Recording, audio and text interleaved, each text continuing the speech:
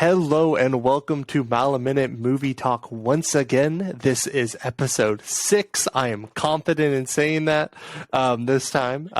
Sorry for the couple weeks off dealing with personal stuff, but we are back at the best time.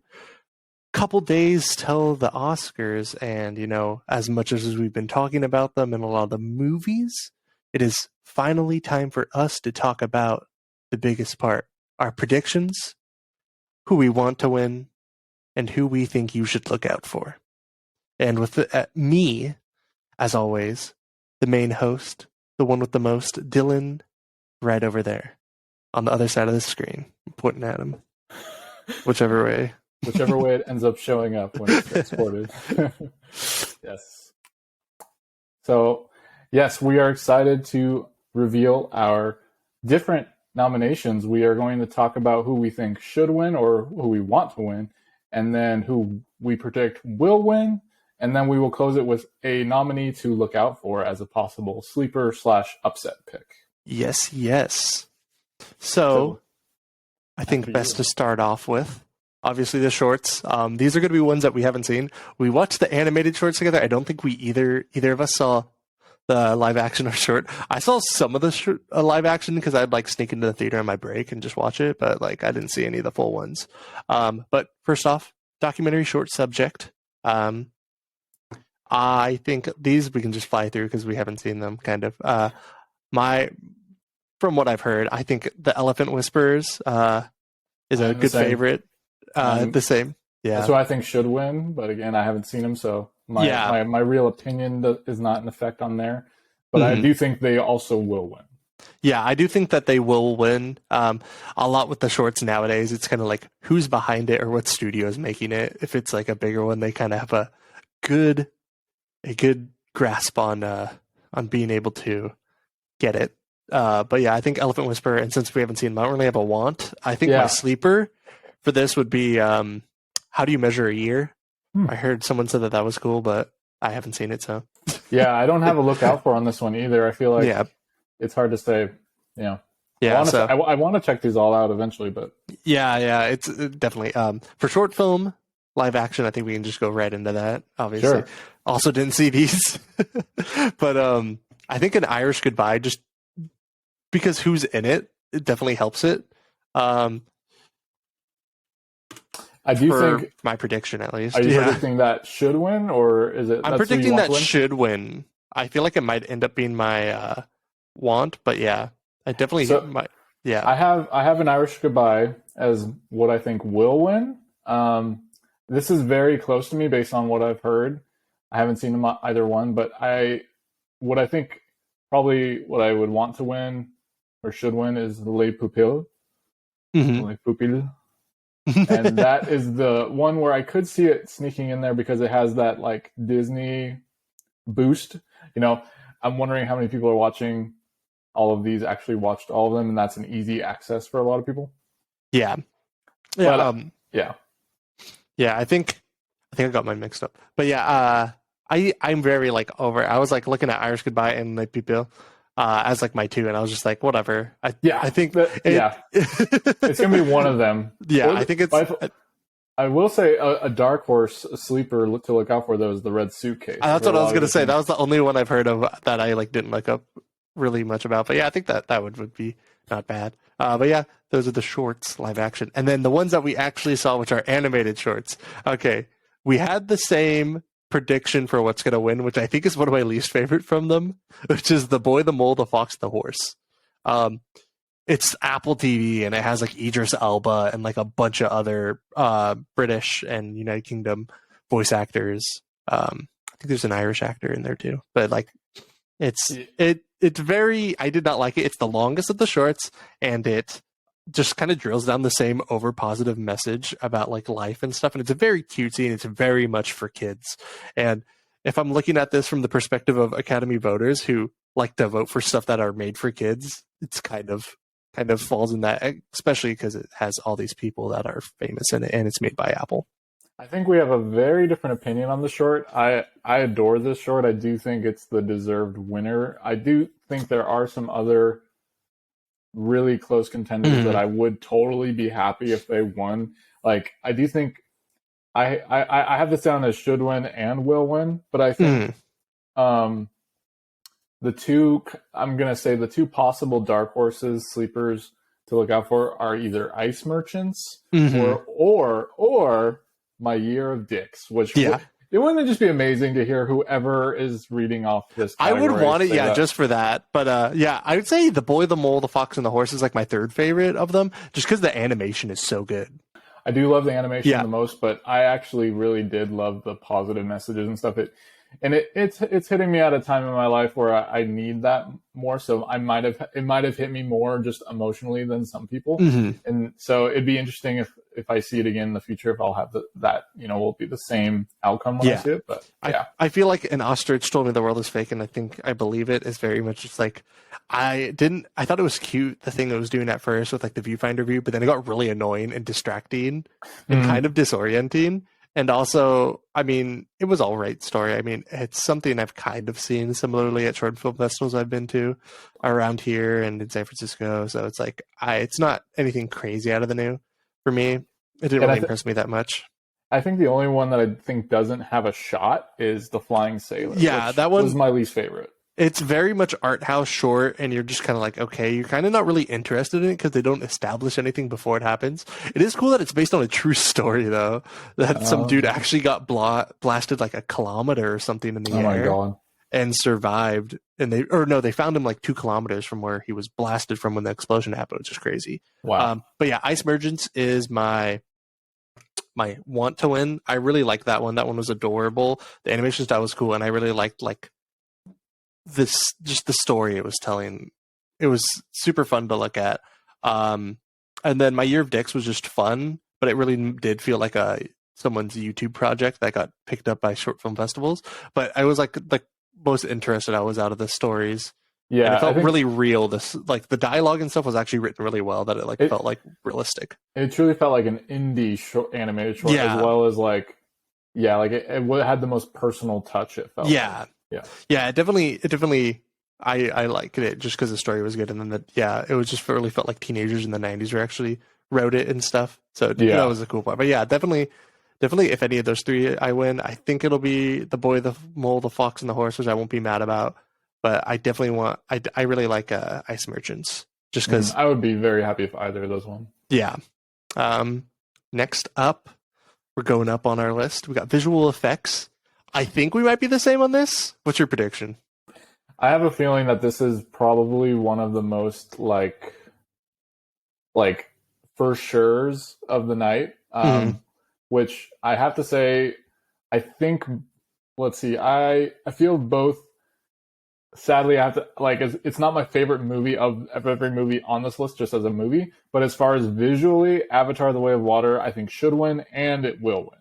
Yeah, that's the same thing with me. I feel like the closest sleeper would be like someone really loves Top Gun Maverick's practical effects, but I think this is just Avatar's category, and this is their Oscar that they're going to get, and they're going to put on all their copies that they put out in Best Buy and Target is going to say Academy Award winning Avatar 2. Yeah, exactly, and yeah, if they're going to give it one award, this is absolutely the one that it should win. Yeah, I'm hoping Top Gun will pick up a few awards. I could see Top Gun only picking up maybe one, but I do think Top Gun is like the closest one, just because visually of what they were capable of doing, especially the fact that it was snubbed from cinematography. I could see some Academy voters like pushing their vote more heavily towards this because of the backlash on that.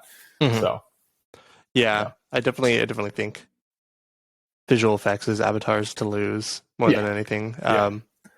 It's just so ahead of the game in the visual effects category. Yeah, exactly. It's just an amazing visual movie in general. So and speaking of Top Gun, best sound. Yes. That's my pick. It's both my pick for should win and will win. Yeah, same. I just want it to win, and I think it should win. Just because it was definitely a movie where they have to balance that, especially with the environment that they were recording their audio in, having to balance the realism of the jets while also keeping that in-cabin audio for that. And also a lot of this just being like actual sound that they recorded in the field, which is insane with the jets. Like they're having them fly over with the cinematography and stuff, which was just crazy. But they actually had the sound guy there doing the audio, and it's so cool.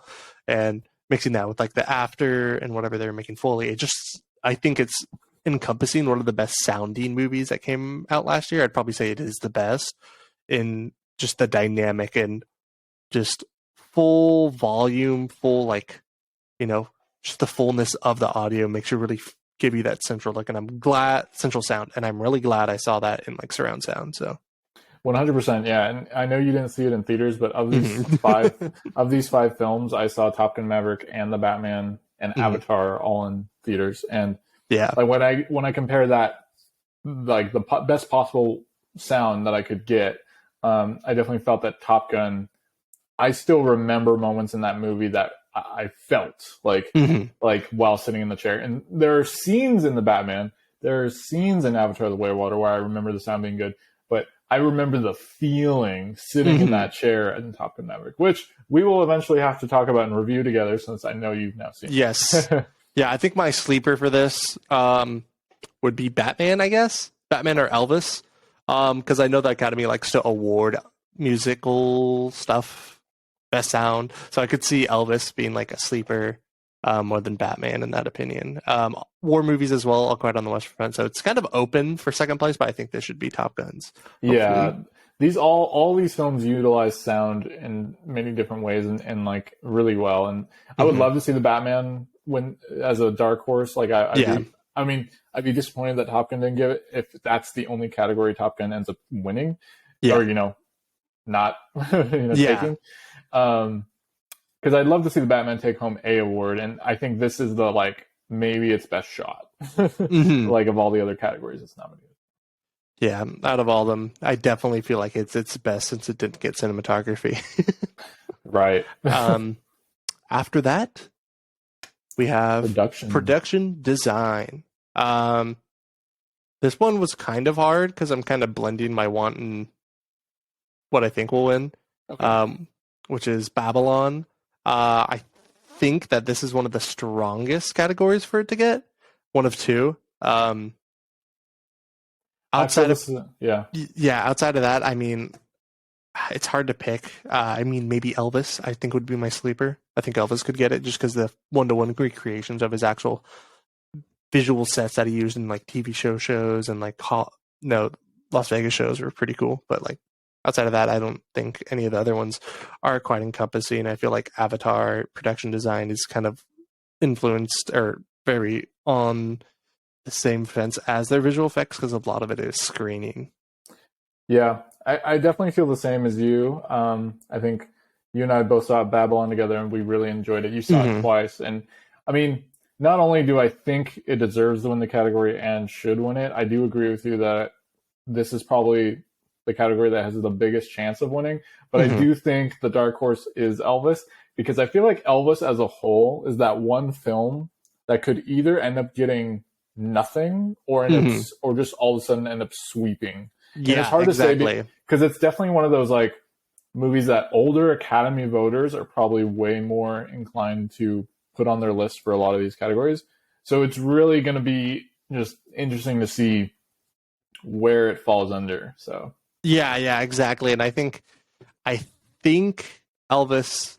I'm leaning towards the Elvis, not the Year of Elvis, and another movie that I'll get into.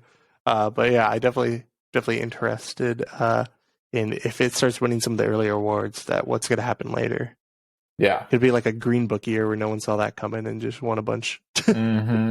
Which I would honestly be disappointed if it picked up a lot more than a few other categories that I have it. Yeah. So we'll see. Makeup and hairstyling. I'm going the. Oh god, I just forgot the name of the movie. Anyway, when Gary Oldman won it, when he wore a lot of prosthetics. The Darkest Hour. Darkest Hour. God. Yeah, I'm going to go in Darkest Hour and I'm picking the whale. I have a very similar thought to that. That's my wanton will, Really? Okay, so that's you want it to win and you think it will win. That one, I think I'm pretty indifferent. I think a lot of them, I think it will win, but I'm very indifferent on like, I wouldn't care if Elvis won, if the whale won, if Black Panther won, like all of them except for maybe All Quiet on the Western Front. I mean, even that one. This one, I don't have a particular one I want to win. I just think that the whale will win. I think is kind of what I'm leaning towards. I actually think this category is really. I think there's a few possibilities here. Yeah, it's very wide open this year. I actually think you and I might differ the most in this category. And if I definitely thought about the whale. I thought about the Darkest Hour. I thought about that chance. And so here's the issue. I haven't seen the whale, so I don't feel as strongly about it right now. But my current pick for who I think should win is the Batman. Okay. And because actually that plays into the same idea as the whale. When you take Colin Farrell as Penguin. Yes, exactly. I can see that. So that's another character that like I didn't recognize him at all. Watching the movie, like it was really hard to tell that was him. And being a April movie that got nominated more than one nomination. I mean, could have got more if it got released later in the year, or just like, I mean, I definitely feel like it should have got more nominations. But yeah, along those lines. And then I think, but I differ too in terms of who I think will win. I do think this is probably Elvis, and it does have that same thing, Tom Hanks' character with a lot of makeup too. But then you elaborate on the hairstyling and everything else they did in that film. So it's like, do you take the singular big makeup and hairstyling things from Batman and the Whale versus the encompassing? Yeah, exactly. Yeah. And that's why I think my like sleeper, or essentially in this point, it would be my second pick, is Elvis. I think it's like 1A, 1B. I feel like Whale will get like two things, and that's one of them. And I think the only one I don't see winning at all in this category is Black Panther: Wakanda Forever, simply because it's a sequel, and like I can't think of too much more in that movie that like they pulled off better than they did the first film in terms of that.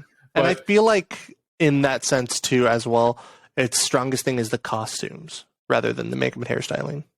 I do think if I had to pick a dark horse, a sleeper though, I would maybe throw in All Quiet on the Western Front. They do like war movies for those sometimes. That and the fact that this movie is getting so much award love lately. There's a lot. This movie's really kind of they're campaigning it really hard. So I don't know. I could see it. I wouldn't be disappointed either, because I do think the makeup in that film, some scenes are just insane. So we'll see. So my next category for this is film editing, and that is going to be my want and my I think in Everything Everywhere All at Once. We are in a complete agreement on both who we think should win and will win. And I think my sleeper is Elvis. Yeah. Okay. Or Elvis or Top Gun. I forgot Top Gun. I just saw honestly, it's one or the other. Like all of these films could win. I think the only one I think is least likely to win is probably Banshee, just because the editing is less noticeable. Yeah, it's a very simplistic editing in that one. But yeah, when you take Elvis and Everything Everywhere, the editing is all over the place. And everything, it's just, in my mind, like that, like part of what makes the movie so special is how crazy the edits are. And Elvis, yes, it's filmed in this kinetic editing, 4-second shots or whatever, these crazy like quick cuts and stuff like that. But everyone's seen Baz Luhrmann do that before. We've never seen the way this was done in Everything Everywhere. Yeah, exactly. It was just so unique, and especially because a lot of it was like done with like trickery or like very like cool practical effects style things that they were trying to do, which I really liked. Yeah, and I think Top Gun, the editing was also insane in that film, but it's just, again, it wasn't as, that's not the thing I remember the most about the movie, and that's kind of where I lean in this category. Like what immediately jumps to my mind when I think of this category, and that's Everything Everywhere is the film. Yeah.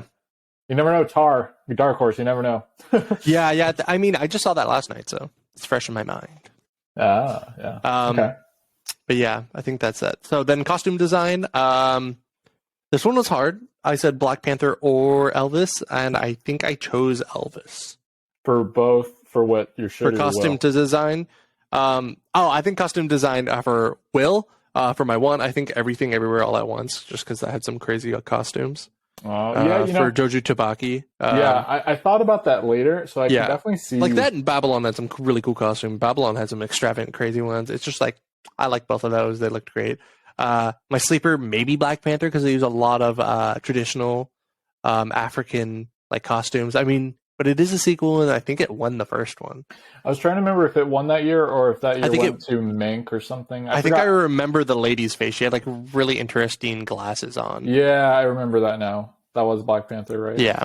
So that's my only thing is that may be why it won't win again. But Yeah. I did pick it as what I think should win. But then I do think costume design could also go to Elvis. So this is a tough one. Mm-hmm. Yeah, for the first one, it won score, costume design, and production design. And then the dark horse, because I'm throwing out the Cruella effect. Mrs. Harris Goes to Paris is literally about her trying to get a costume, a dress. So, but I don't think it's gonna. Yeah, it was very, very interesting that it got nominated. It was kind of funny. Yeah. So that's pretty much it. Yeah. That isn't too much there. I think you said it all in that category. Cinematography, the snuffed category of Top Gun, which I would have gave it to, but Bardo's there. Woo. Anyway, I think it's going to be All Quiet on the Western Front. Also, Empire of Light being there just because Roger Deakins, we gave him 2 Oscars already. We don't need to nominate every one of his movies just because you can tell the voters are just like, oh, I didn't watch these movies. Where's Roger? Cool. Because he was nominated like 12 or 14 times before he won. And then he finally won. Everybody was like, yay. And then he won again, like, yay. And now he's getting nominated for like movies that do not deserve it, even though he has really good cinematography in it. Just like, why? Just like, I hear you. I will say, I think this is the most disappointing list of nominees of every category. Yeah, this is my most disappointing category. This is my second most disappointing category. Oh, okay. I would say, and I think just All Quiet on the Western Front's I think it'll just get this one because it has so many nominations. It's got to win one. I have given it, All Quiet, I think should win and will win among this list of nominees. If things were different, Top Gun, both should and will. Yeah. But yes, Tar cinematography is there. It's nothing crazy. I mean, Empire of Light's Empire of Light, but it's like that's all there is. Elvis and Tar are the dark horses because it really depends how much the Academy loves Elvis and how much they love Todd Field. Yeah. The Todd Field effect, that's a big factor coming into all this, is that he was loved and he got nominated so much and won a lot for his previous ones that he's done. And then he took that like 15-year break because he kept having a bunch of projects fall through. And that was like, there was like, if you looked up his name before Tar came out, there was a million articles of just these critics being like, where's Todd Fields? I miss him. This is a travesty. He's not making films. So it's kind of, they really like him, the voters. So it's kind of interesting what he'll do. But I definitely think it's my favorite of the 2 films I've seen from him. But he really understands the world, I think is kind of how I see that film. Yeah. He like knows how like society operates, I guess. Yeah. Just like he really represents how our world is in his films, which I really like. To be fair, I haven't seen Bardo. Yeah. I haven't seen Bardo, and I have no interest of watching a 1 nomination 2.5 hour movie, 2 and 43 minutes. Along with that, Empire of Light. Yeah, I haven't seen either one. Even though I like both of the directors' work, I might eventually see it, but I don't have this strong desire. I fell asleep watching Empire of Light. It was just kind of melodramatic for melodramatic's sake. So I was like, oh my god, I don't care about these characters. Next is the category that we know what will win, and we only have one answer we have to give you. It's gosh dang original song, and that's going to be Not To, baby. Triple R, all the way. Take it home. This category's done. Move on. No, yeah. No, I mean, essentially. No, for sure. There's some great songs. We got Hold My Hand. We got from Top Gun. We got of course, Diane Warren is the shoo-in nomination for every single year with applause.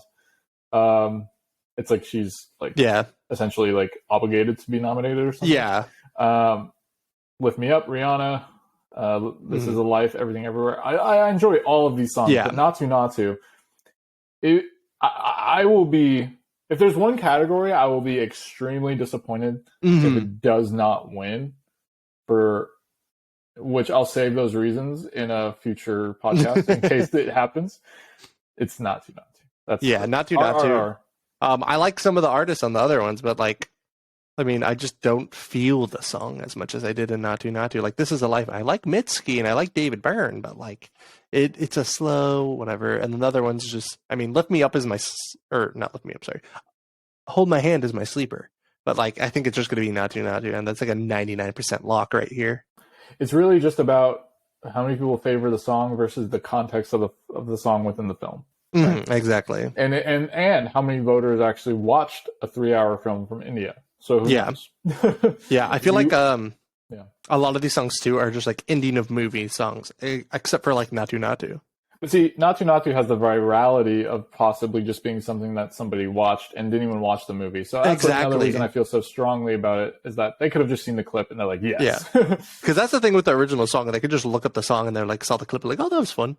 Which is probably that's probably what a lot of the voters did. They're like, I'm going to watch it, I'll just look up the song. Because all these other films, you'd have to watch the entire movie essentially to see them, hear them.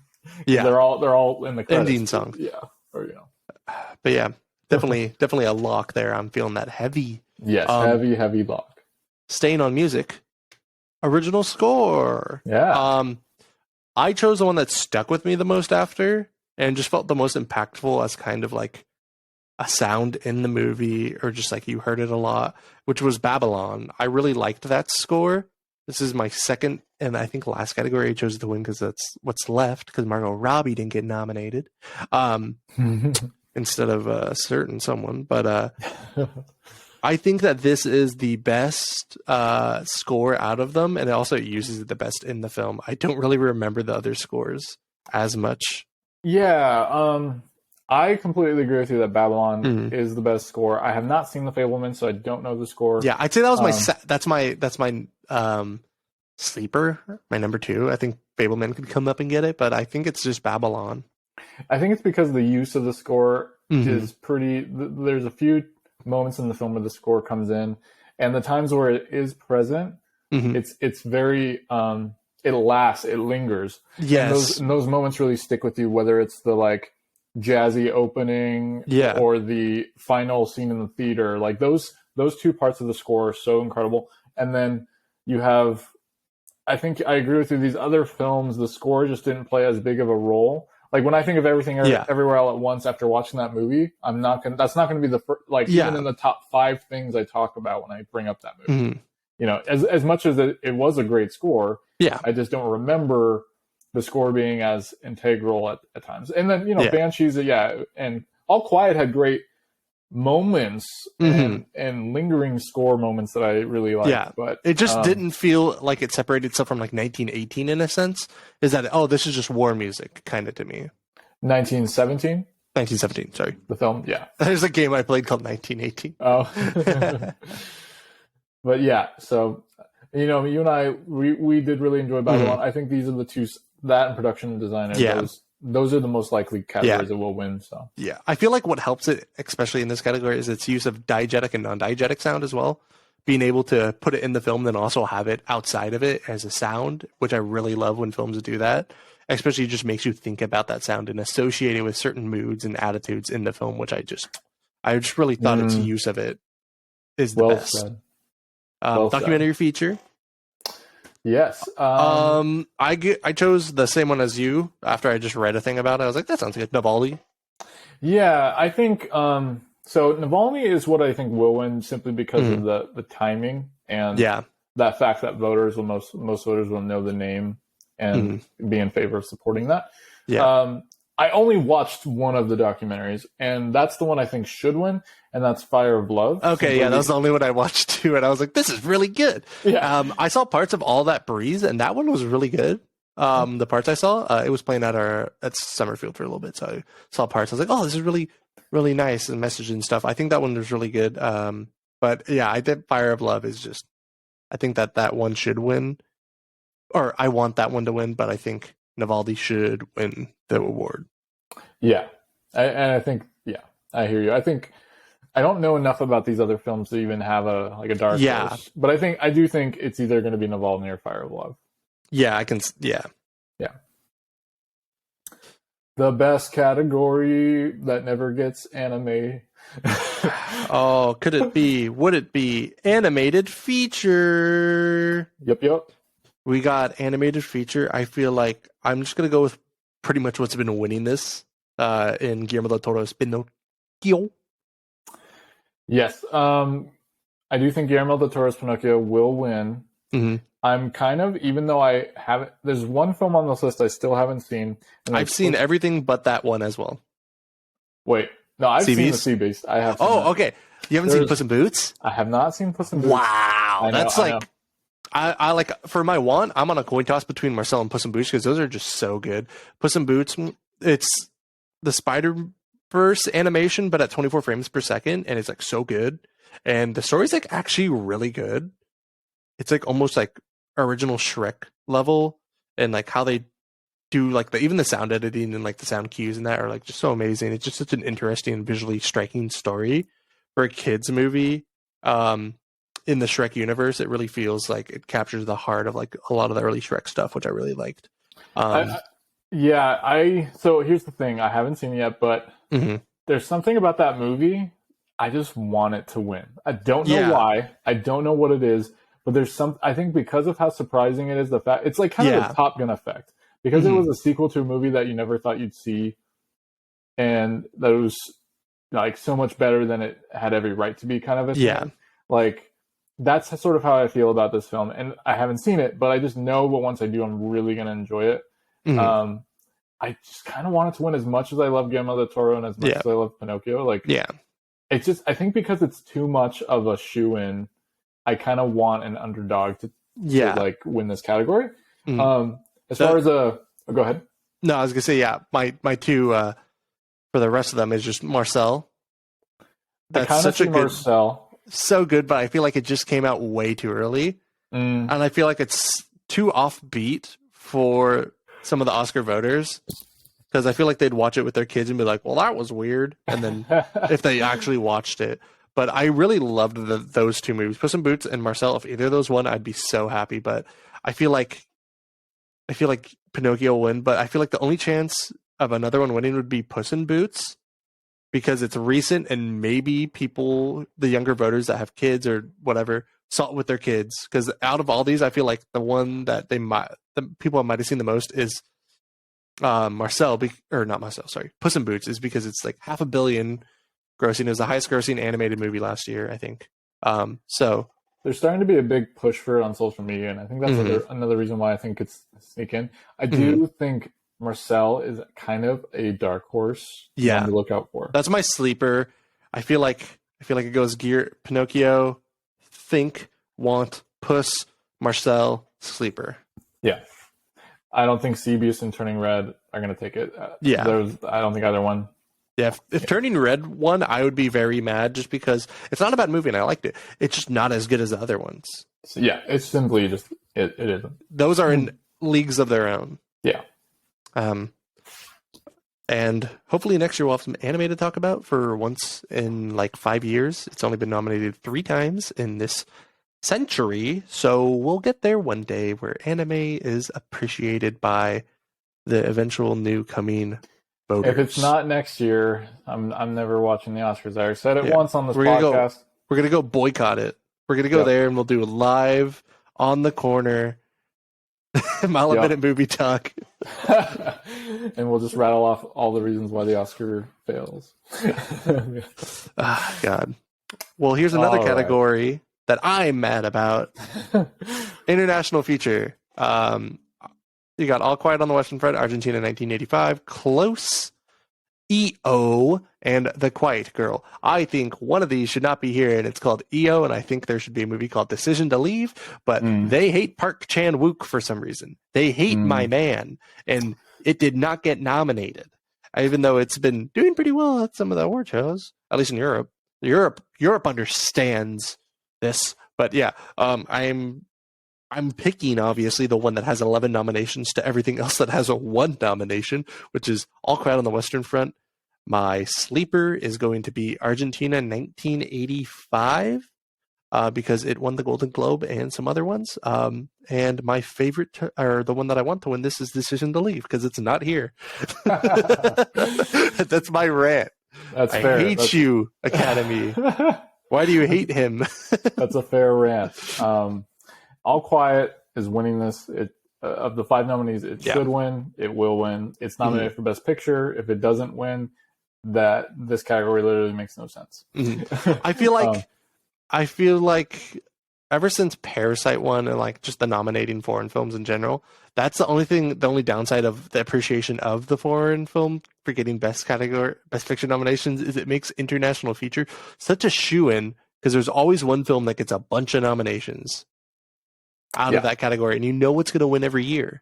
At this point, it should just get rid of international feature and just make best picture like 15 movies and force the voters to pick 5 that are foreign films. Yeah. I hear you. You can go on and on. On and on. But no more soapboxing because we're on original screenplay. Who's the best writer for original? So original, we got Banshees, Everything Everywhere All at Once, The Fableman. You skipped adapted. Did I? Oh my god, I scrolled too quick. Okay, we're going adapted. Now this is if you saw something and then you liked it, so then you wrote about it. Adapted. All Quiet on the Western Front, Glass Onion Numero Dos, A Knives Out Mystery. I said that wrong. That's okay. Other way around.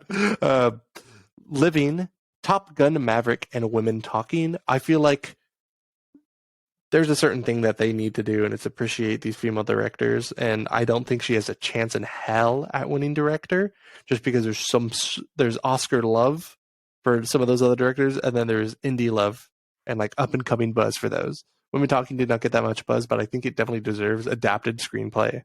Because I feel like it's really, I mean, just from a technical perspective, I would hate to adapt a wordy source material, and that is a wordy source material, and she did it really well.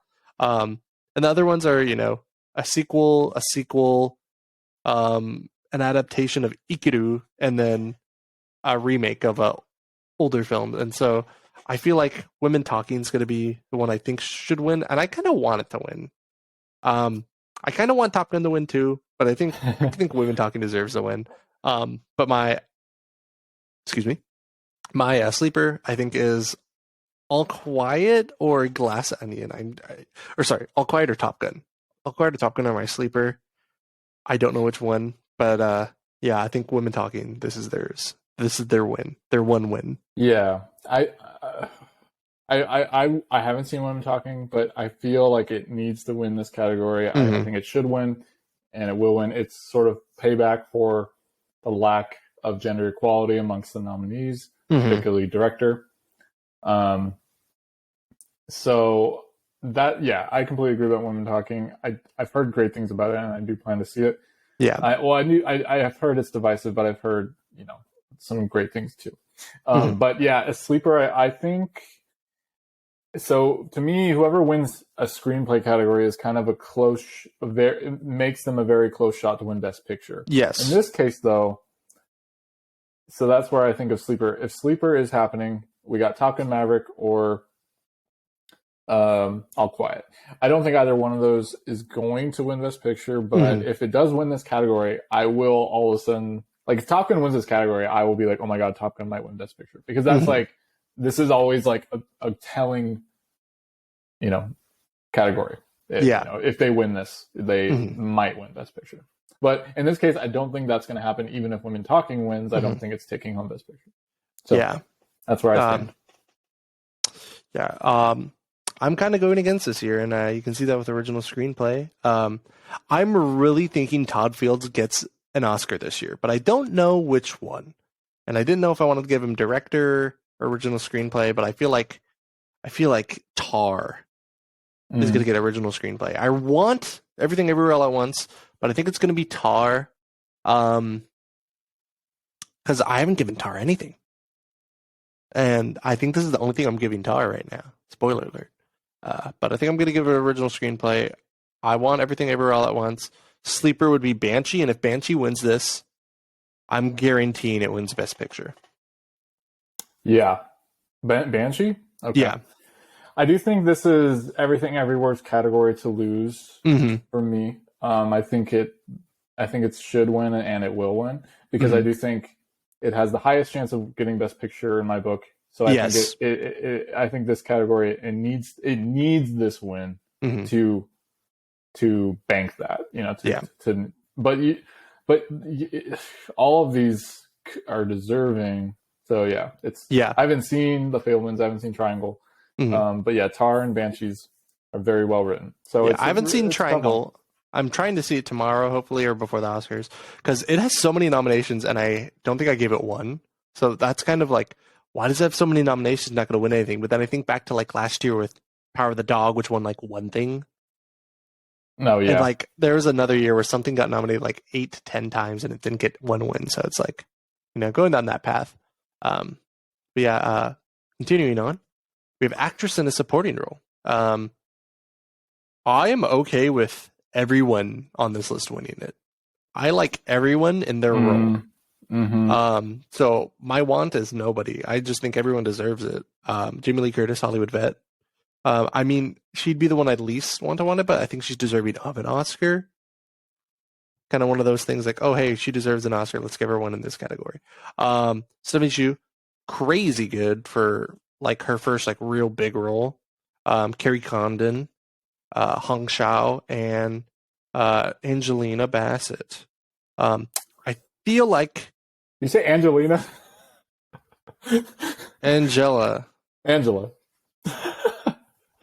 Sorry. That's okay. I just if you're had to listening make to sure I this, heard that Angela, don't be mad, please. Angelina Jolie Bassett. There you go. No. So I'm picking Carrie Condon. I'm going Banshees. It's kind of funny. I didn't really care for Banshees as much as people have, and it's gotten so many awards. But I really feel like the Oscars teetered on giving what's his name? Who did Banshees? Oh wait, never mind. I'm thinking in Confused someone else. Anyway, I know they gave him a bunch of stuff. He was very close to getting that Best Picture, but he is a actor and actress's director, and he gets people nominated and he gets people wins. And I think out of all these, I give her the best chance. Though I'm really close. My 1B is Angela Bassett. I think that she might get it too. It's really hard for me, but I'm gonna go a little bit of more of an upset. Carrie Condon. The person I'd want to win, which I just think would be funny if Stephanie Hsu won, just came up there and just like out of all these people that have been in the industry for so long, she's the one that wins. Hong Shao would also be really cool. I think, yeah, I would I agree with you. I love the nominees for this category, and I wouldn't mind seeing any of them win.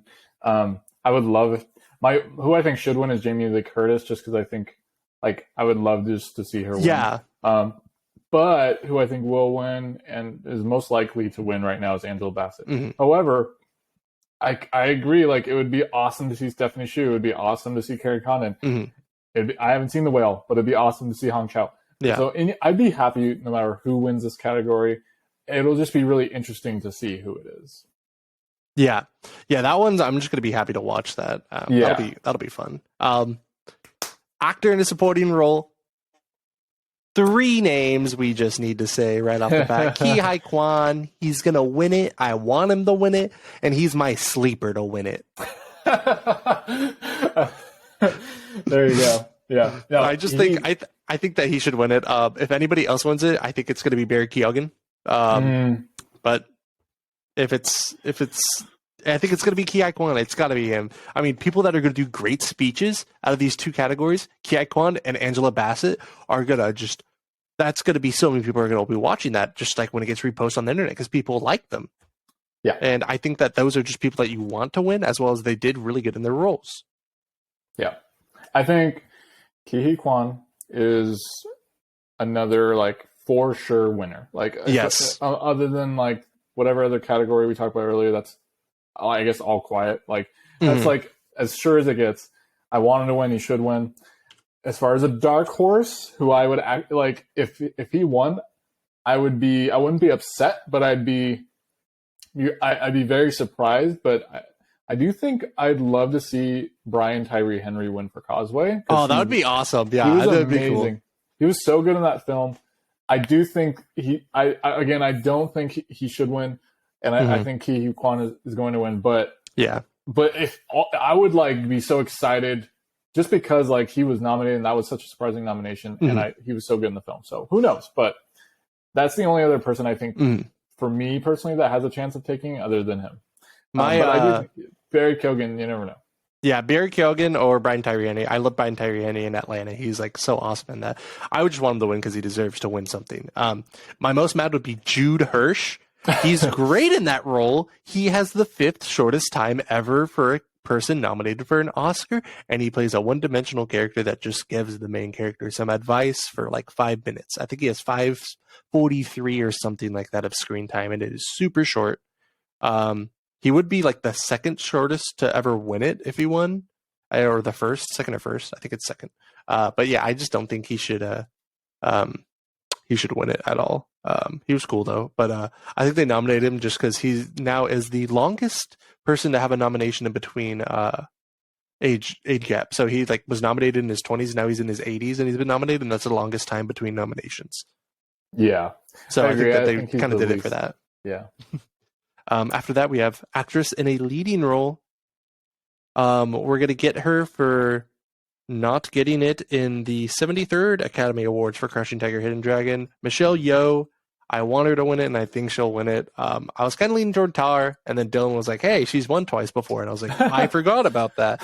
And it's not long ago. She won like 10 years ago for Best Leading, Kate Blanchett. And then she won in 2017 for Best Supporting, or 2008, or late 2000s. So she was already on a roll. She's won twice. I think that she has a good chance. I wouldn't call her a sleeper, but Michelle Yeoh, I think, will win this. My sleeper, I guess, would be Michelle Williams. She's getting a lot of buzz earlier in the year, and that really died down in like December when the movie came out because it didn't do great at the box office. I think that's why. Yeah, I think the Academy tends to do this whole like, well, if someone didn't get it before, they're going to get it now, and I feel like this is like probably close to their last chance to give Michelle Yeoh the award. You never know, but like I think they need to do it now.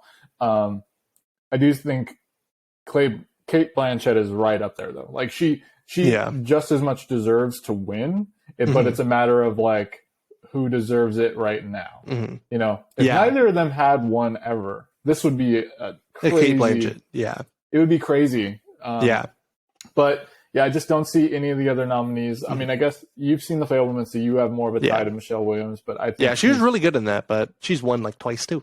I never saw To Leslie, and I don't think Ana de Armas should be in this list. Daniel Deadwyler, but then Deadwyler or Margot Robbie, geez, somebody else. But she was great in that film. The film wasn't so great.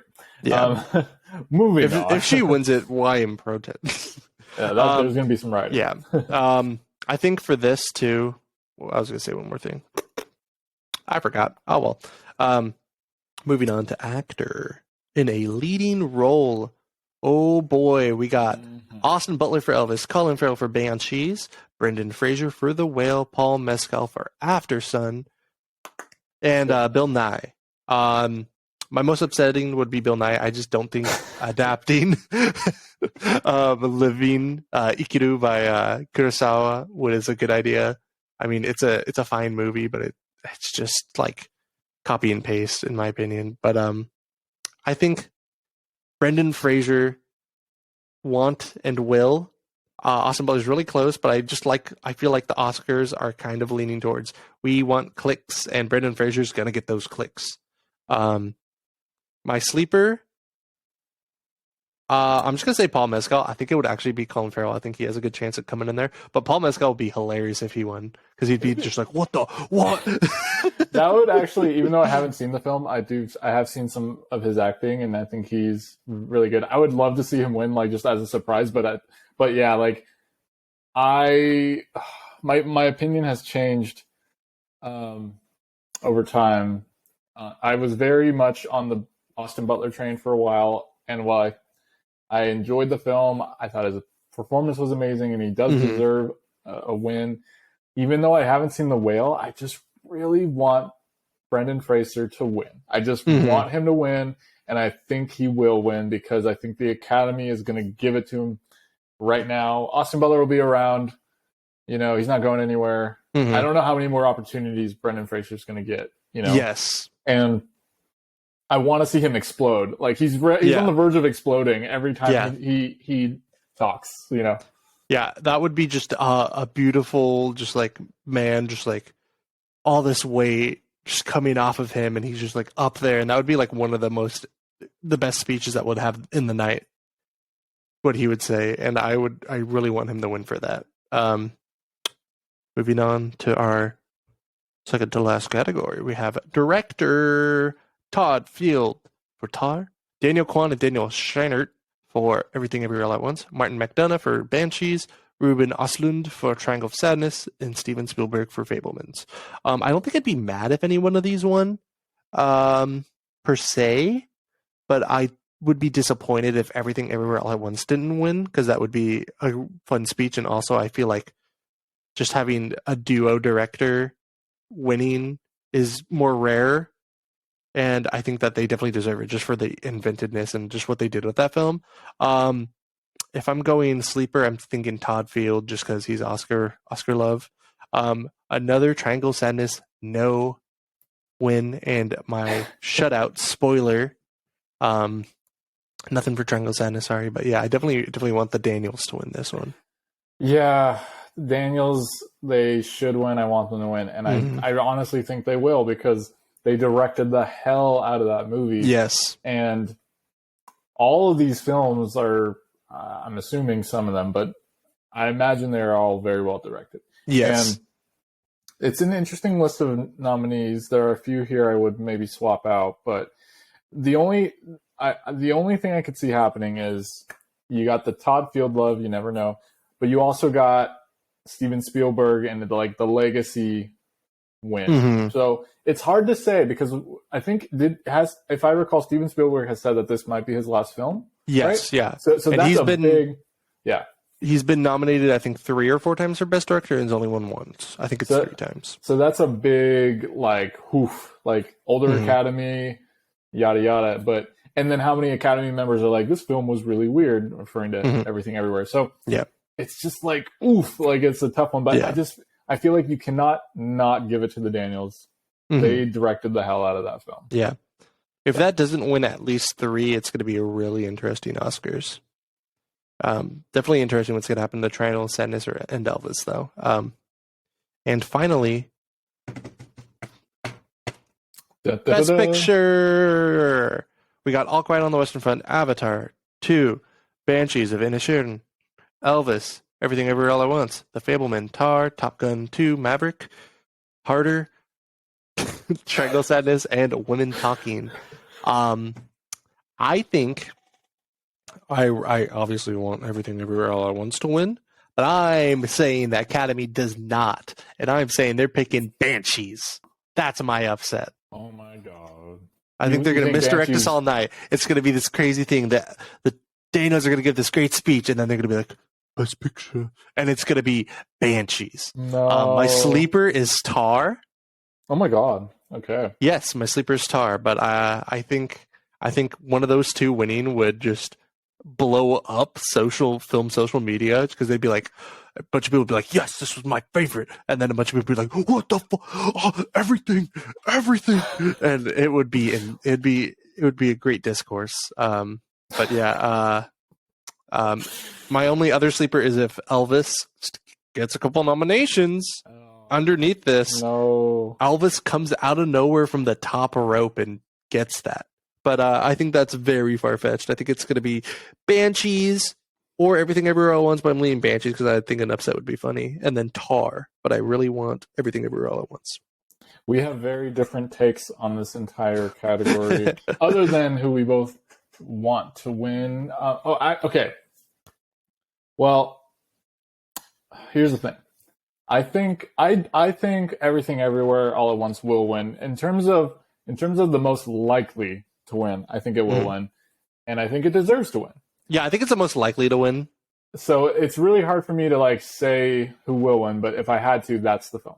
Now, the film that I think should win, simply in terms of one, it being a great film, but also in terms of how it really saved theaters in the box office, and it was my number 1 film of the year. So I feel like I just have to throw it on there. That's Top Gun Maverick. It would be insane if Top Gun Maverick won. It'd be amazing. I would Do not they be want a disappointed. Tom Cruise speech though? Right. Hey guys, how you doing? I can't believe this first time on this stage. It's been so long. So there's that, and then my dark horse sleeper, which I really don't want to win Best Picture, and I'd be extremely disappointed if it did. But I feel because of the trend of the late award season, and then the trend of just, I don't know, things in general, I could see All Quiet on the Western Front sneaking in there and just punching the other nominees in the face. Somebody said that in one of my movie groups I'm in. They were like, "What? Wait for it! All Quiet on the Western Front. It's gonna sweep," and everybody got mad. And it was funny. They're all like, "It's gonna get all the categories. If it starts winning early, if it wins adaptive, I'm thinking it's winning. If it wins adaptive, I think it's win. If All Quiet on the Western Front or Top Gun win adaptive, that's gonna be like, oh baby." But my biggest issue is it's a remake and it's a war film. I want to see a Best Picture that's new and fresh and variety in cinema, something new, something that actually like changed, something that was just so refreshing and something that you've never seen before. And a lot of those movies are that. I feel like the subtleness and just like the world building in Tar kind of would catch them. Plus the Tom Fields love from Past. That would be hilarious. I also Banshees too. I also just don't think All Quiet has the Parasite effect. Like it is getting a lot of nominations like Parasite, but I think Parasite was like the clear favorite movie of that year amongst everyone. Like it was like it was really like the best film of the year, what people thought deserved to win the most. Versus I don't think All Quiet has that pull. Yeah. And it doesn't have the like the same like weight of carrying the first international film to win the category as like Parasite did. It was just an amazing victory.